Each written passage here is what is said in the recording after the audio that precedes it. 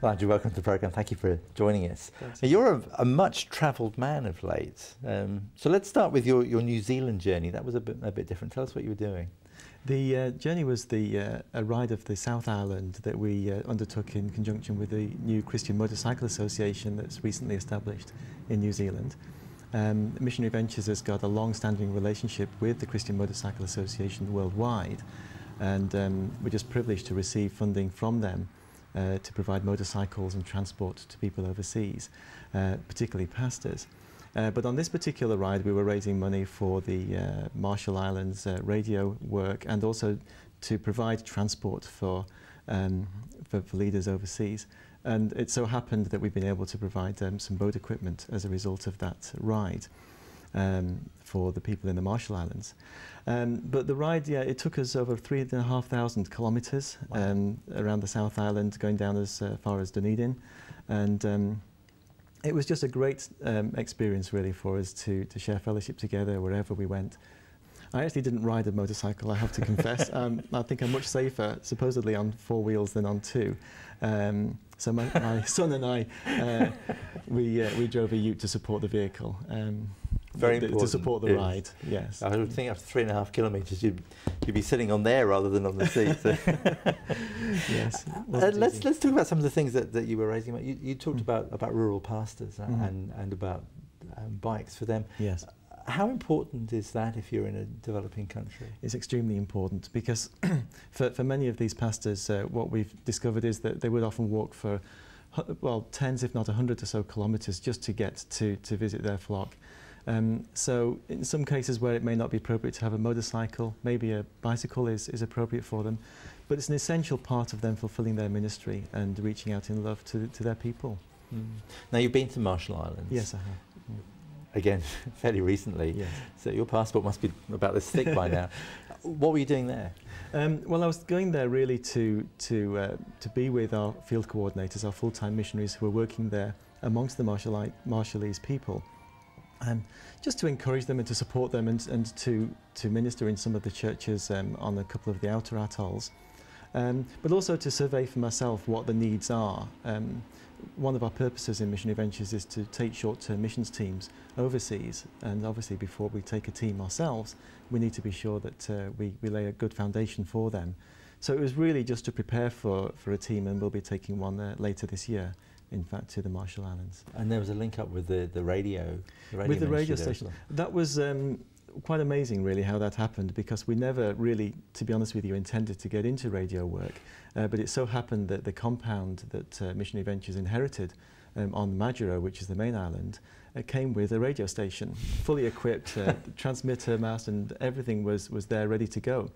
So our missionary there, Steve, actually has some radio experience already in military communications, so he was fine to get all the technical equipment going, and with me having some radio and TV background myself on the training aspects, I was able to train some of his people, some of the young people in his training school, to become radio hosts for the station.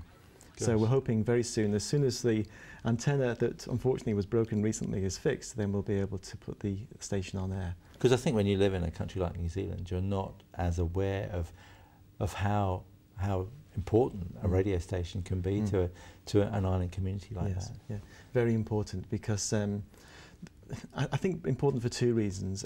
First, the Marshallese people would say that they're not so much an unreached people group, but a forgotten people group. And I'm really excited about the partnership that we have with UCB Pacific Partners in bringing that station on stream with other stations in the Pacific area as part of that network. So that, I think, brings them into the wider Christian community of the Pacific Islands. But also for themselves, we're not just looking at radio in terms of entertainment, but radio as a discipleship tool, a means by which we can actually get some training out to pastors, leaders, and to lay people on the outer islands. One of the other places you've been in your ever-thickening passport is Indonesia, which is a completely different kettle of fish to the Marshall Islands, isn't it? It is. Well, as many people would know, it's the world's largest Muslim country. But we went in there to work with some people who are doing a fantastic work building bridges across the religions, particularly with Muslim and Hindu communities, as Christians, working alongside them to reach out in love to them. And I just witnessed at first hand some amazing work that was taking place there. As I said, just reaching out in love to the people and helping them to help themselves, if you like, through business development and community development projects. And we're going to be looking to raise some teams and some funds to go out there to take some specialist help for those communities. Because I would guess Christians in those communities face a completely different set of problems to the sort of problems that they would face in the Marshall Islands. Yes, they do. And they're in a very big city, and you know, we may have seen pictures in other countries of people who are working in very, very poor circumstances. Some of the people I've seen are working in garbage collection villages, if you like. So very, very, very poor and very dirty conditions. But these people are people who just need to know the love of Christ, and we want to reach out to them where they're at with that love. Why do you do it? I mean, you've been travelling all around New Zealand. You've been out to the Marshall Islands. You've been off to Indonesia. That's punishing schedule. Why do you do it? It is punishing, but you know, we just want to reach out with the love of Christ. We're a servant organisation, and wherever we go, we want to serve the body of Christ in whatever ways we can. But I think just reflecting on that before I came in, I read in 2 Corinthians that Paul and Apollos were God's co-workers, and I believe that we are all, if we're in this kind of work, we are God's fellow workers, and He chooses people like us with all of our imperfections to fulfil His purposes on earth. And so it's just fulfilling to know that we are co-labouring with God in this work. Andrew, thank you very much indeed. I don't envy you that trip around. I think next time get the bus. Yeah. Thanks very much. Maybe safer. Thank you very much.